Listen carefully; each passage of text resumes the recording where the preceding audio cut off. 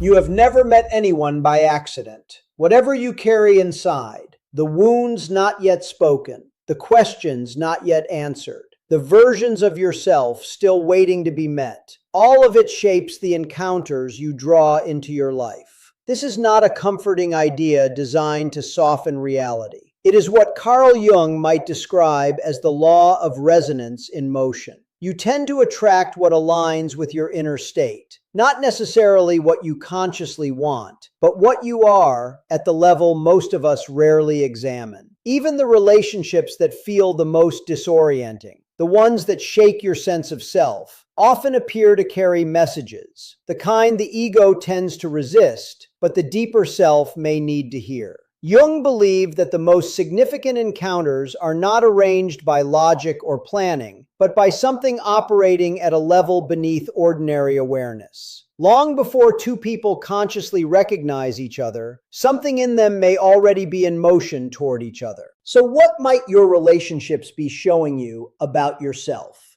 In this video, we are going to explore why certain connections form the way they do, why certain patterns tend to repeat, and why what appears to be a chance meeting may actually be a reflection of something much deeper within you. Stay until the end, because once you begin to see how the law of resonance may be operating in your relationships, the way you interpret what you once called coincidence is likely to shift. If you are still watching this, you are already part of the rare few who are willing to face what most people spend their entire lives running from. 97% of people scroll past content like this, not because it does not reach them, but because it reaches them too deeply. If this is already moving something inside you, subscribe to Jung Psychology Hub right now and turn on notifications. What you are about to hear does not just explain the hidden patterns in your relationships. It may permanently change how you see yourself. Most of us have probably experienced something like this. You are moving through an ordinary day, and then, without warning, someone appears. A glance across a coffee shop, a conversation that starts on a train, a message that arrived by mistake. And somehow, nothing feels quite the same afterward. It feels like coincidence, but perhaps it is something else. These encounters that seem to redirect the course of a life tend to carry no visible logic. They do not follow plans or algorithms. They carry a different kind of weight, as if they were already written somewhere before they arrived. Without any conscious decision, that presence was drawn closer, as if some invisible thread connected two separate worlds of human experience. Jung once wrote that those who are unaware of the power of the unconscious are likely to experience what happens to them as fate. He believed that the people who enter our lives are not accidents. They may be something closer to messengers, mirrors, what he called soul contracts, formed in some layer of experience that precedes conscious awareness. Modern culture tends to reduce many of life's experiences to luck, randomness, or coincidence. When we meet someone who changes everything, we often reach for the word fate. But far fewer people ask what that experience might actually mean at a deeper level. Jung suggested that people enter our lives not by chance, but through a kind of hidden order operating within the unconscious. This idea challenges one of the core assumptions of modern thinking, that events are separate from each other, and that the people who appear before us are essentially random. Jung argued that this view cuts us off from the powerful influence of the unconscious. Instead, he proposed that human experiences, including seemingly random encounters, may be expressions of a meaningful alignment. He called this synchronicity, a kind of meaningful coincidence. It was one of the subjects to which he devoted much of his life. What most people might dismiss as coincidence, Jung saw as a possible indicator of a hidden harmony between the unconscious and the outer world. Synchronicity points to events that are not causally connected, but carry deep personal meaning. When you meet someone and the encounter feels fated, the way Jung seemed to understand it, this may be the unconscious externalizing your inner state. These encounters may function as messages from the psyche, nudging you in the direction of transformation. The accidents in life are perhaps not accidents at all. Jung's clinical work was full of so-called coincidences that appeared to serve as turning points in his patients' healing. One of the more famous examples involves a patient who told him about a dream in which she saw a golden scarab beetle, and at that very moment, a rare golden-colored beetle struck the window of his office. This was not simply strange. It became a turning point in her therapy. It allowed her to step out of a rigid rationalism and open herself to the symbolic dimensions of her inner world. For Jung, this was not magic or mysticism. It was, in his view, the self meeting reality. The inner self was not only something inside the skull. It appeared to actively shape how reality was experienced. When inner conflicts or deep longings reach a certain threshold, the unconscious often seems to project them outward through other people. These individuals are not simply supporting characters. In Jung's framework, they may function as symbolic agents in what he called the individuation process, the journey toward psychological wholeness. A stranger who shifts your perspective, a partner who brings you face to face with your own wounds. These figures tend to appear precisely when the unconscious seems ready to show you something deeper. The inner self does not necessarily seek comfort, it may seek wholeness. Jung never claimed that the people who enter our lives come to make us happy. Often, he suggested, they come to unsettle us. And he saw this unsettling as a necessary part of individuation, the psychological movement toward becoming more complete. Wholeness, in this sense, includes the parts of yourself that have been suppressed, denied, or overlooked. And here is where a paradox seems to live.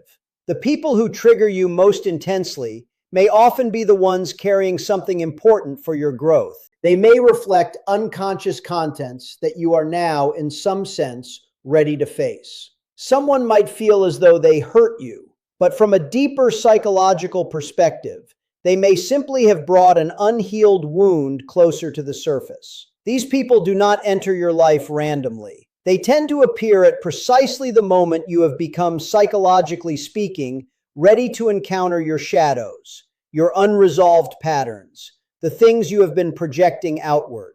The timing of these encounters is rarely incidental. It may be one of the most overlooked signals that synchronicity is at work. You do not meet someone at just any point in your life. You tend to meet them when you are open, vulnerable, in transition, searching, or questioning. Jung emphasized that when a person reaches a psychological threshold, the unconscious seems to become especially active.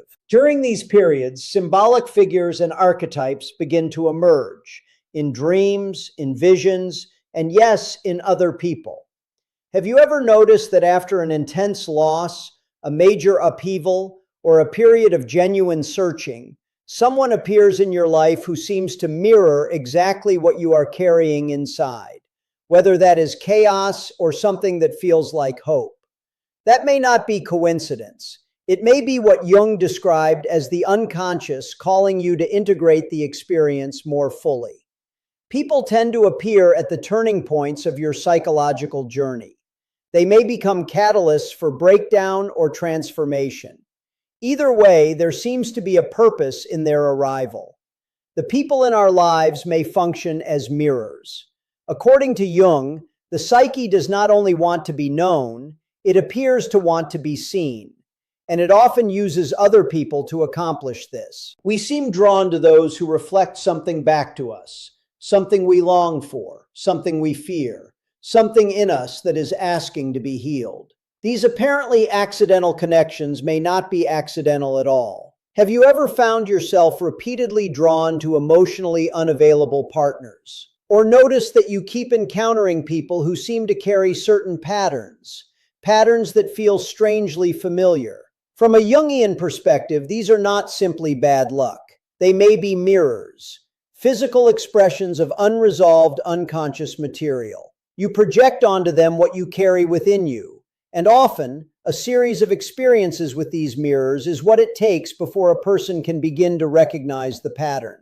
Say you keep encountering people who leave. On the surface, this can look like external betrayal. But from the perspective of the deeper self, It may be reflecting a fear of intimacy within you, or a deep wound around abandonment rooted in early experience. These patterns are not punishments. They may be psychological messages, repeating themselves until they are recognized, understood, and integrated. Before we go further, if what you are hearing is resonating with something inside you, this is a good moment to subscribe to Jung Psychology Hub and turn on notifications. There is a lot more to explore together, and these ideas tend to build on each other in ways that become clearer over time. One of the ways you might begin to sense that an encounter is not coincidental is through the intensity of the emotion it stirs. When you meet someone and immediately feel an overwhelming connection, or an instinctive aversion, or something closer to fascination, that emotional charge may be a signal that the encounter carries psychological weight. Jung encouraged those around him to pay close attention to disproportionate emotional reactions. If someone provokes a strong anger in you without an obvious rational cause, that may be your shadow responding. If you find yourself placing someone on a kind of pedestal almost immediately, that may reflect a projection of your inner image of the masculine or feminine onto them. If someone feels strangely familiar, they may be touching something at the level of a deep archetypal layer in the unconscious. Strong emotional reactions rarely seem to be only about the other person. The deeper question may be what that person represents in your inner world. These encounters force you to revisit something in yourself that has been waiting, dormant, unexamined. Sometimes we meet someone and everything shifts. A teacher says one sentence and the way you see the world is never quite the same. A stranger on a subway listens to your story in a way no one ever has. A new friend introduces you to a book, an idea, or an experience that quietly rewires something inside you. From the outside, this looks like coincidence. But from a Jungian perspective, these are not random openings. They may be starting points, the beginning of a new psychological chapter. The unconscious seems to speak frequently in symbols, and sometimes a person is that symbol.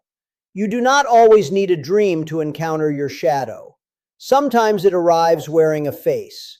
It provokes you, loves you with an intensity that feels almost unbearable, or leaves without explanation. These initiating encounters tend to destabilize your existing sense of self. They pull you out of an old self-concept and invite you into a deeper version of who you might be becoming. Your inner state may shape who you encounter. One of Jung's most striking insights was this: your inner world tends to shape who appears in your outer world. You do not only attract what you want, you may attract what you are.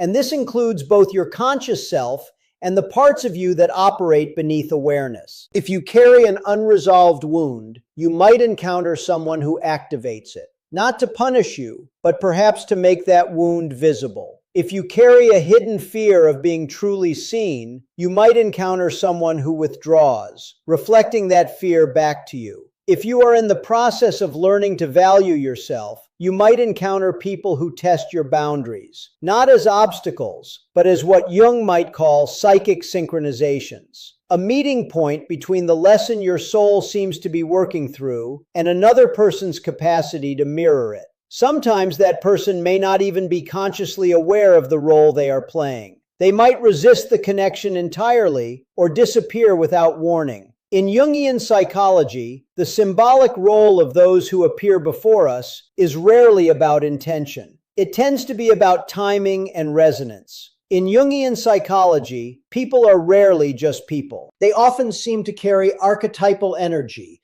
that corresponds to the psychological process you are currently moving through. Some of the more common symbolic figures include the mirror, the person who reflects both your strengths and your shadow back to you. The trigger, the one who activates your deepest emotional responses. The teacher, the one whose words shift something in your world permanently. The disruptor, the one who unsettles your psychological stagnation. And the guide, the one who opens a path toward healing or awakening. You might feel an immediate pull toward these figures, or an equally immediate resistance. In either case, the encounter tends to express something far beyond simple personality compatibility. The symbolism can be remarkably subtle. A friend introduces you to a way of thinking that becomes your new path. A lover brings you face to face with wounds around abandonment. Even a brief exchange with a stranger can become a turning point on your inner timeline. These encounters, from Jung's perspective, may be the unconscious making itself visible. Jung also believed that we are not isolated individuals drifting through a random universe. He proposed that we are all part of what he called the collective unconscious, a vast shared reservoir of symbols, archetypes, and energies that belong to all of humanity. This means that some encounters are not only personal, they may also be universal. You might meet someone who seems to embody the archetype of the wise elder, the trickster, the nurturing figure, or the beloved. These people do not only affect your psychology, they appear to awaken ancient patterns living within your psyche. This may also help explain why certain people feel almost mythological, as if they carry a weight that exceeds ordinary experience. And often, once their archetypal role seems to have been fulfilled, they fade. The relationship ends. The intensity dissolves.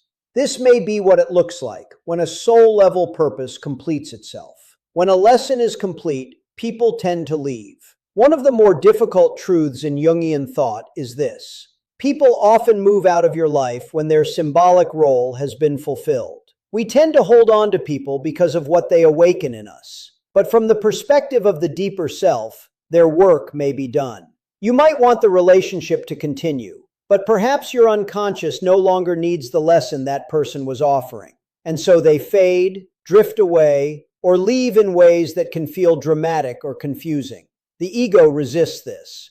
But something deeper seems to understand that what was needed has already been received. This is why the more useful question is rarely, why did they go? The more generative question may be, what did they awaken in me? That question has the potential to turn grief into something more like alchemy. When you begin to look at your life through this lens, past relationships can take on an entirely different meaning. The closest friend who betrayed you may have been teaching you something about your own boundaries. The relationship that dismantled your confidence may have been holding up a mirror to patterns of dependence you were not yet ready to see. The stranger who sat with you during your worst moment may have been reflecting the healer that already exists within you. Jung encouraged people to stop viewing their life stories as random chaos and to begin seeing them instead as a chain of meaningful, interconnected experiences, each one carrying something forward. This is also a good moment to pause and reflect.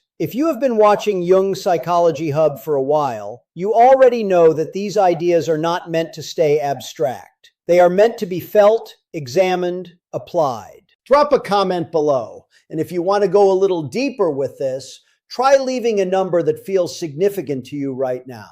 Something like 11, 111, or 777.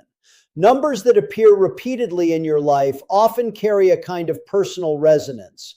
And in quantum field theory, certain numerical patterns are thought to reflect coherence between inner and outer states. What number keeps showing up for you? Leave it below. You might be surprised by what others are experiencing too.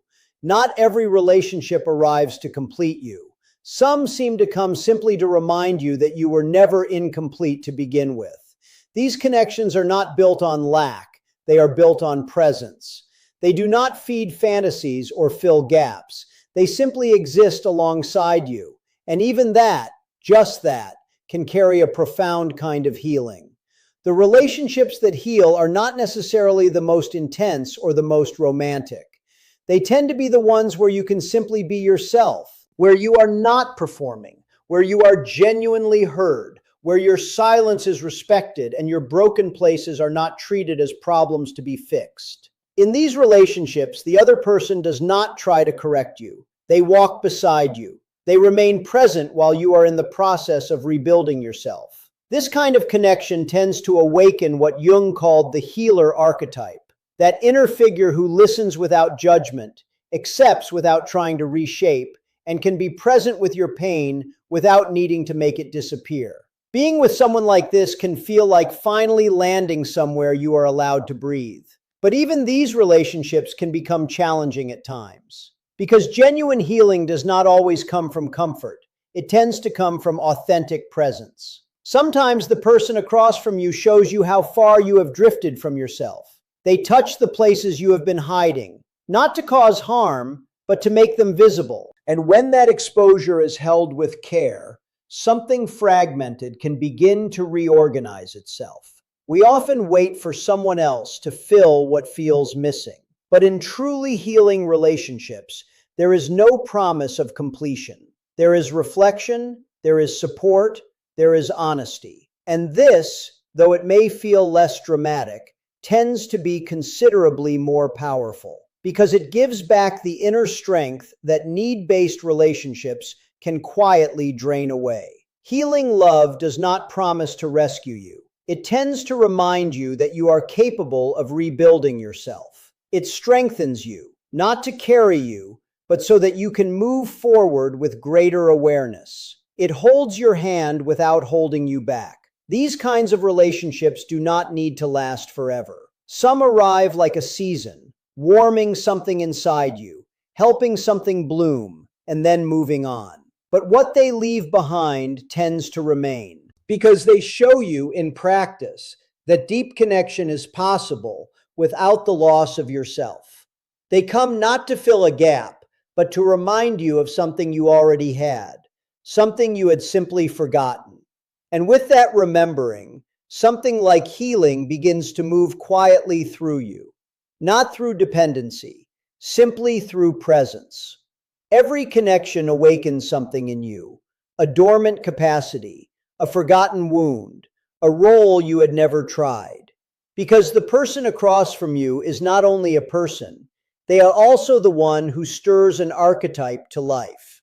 According to Jung, archetypes are universal structures living in the collective unconscious. Behavioral patterns, symbolic images, deep emotional blueprints that all of us carry. When someone enters your life, they might awaken the hero, the protector, the rebel, the wounded child, the wise one. And this awakening is often not conscious. You simply feel it. A sudden need to protect someone, a desire to be saved, a sense that for the first time, there is space to be genuinely vulnerable. Sometimes you fall in love not with the person themselves, but with the role they awaken in you. And this may help explain why certain connections feel so extraordinarily intense, because they bring you into contact with hidden parts of your own soul. These archetypes are not fixed. As a relationship deepens and shifts, they shift too. The same person might make you feel expansive one day and bring you to your knees the next. This does not mean the connection is false. It may simply mean they are touching different layers of who you are.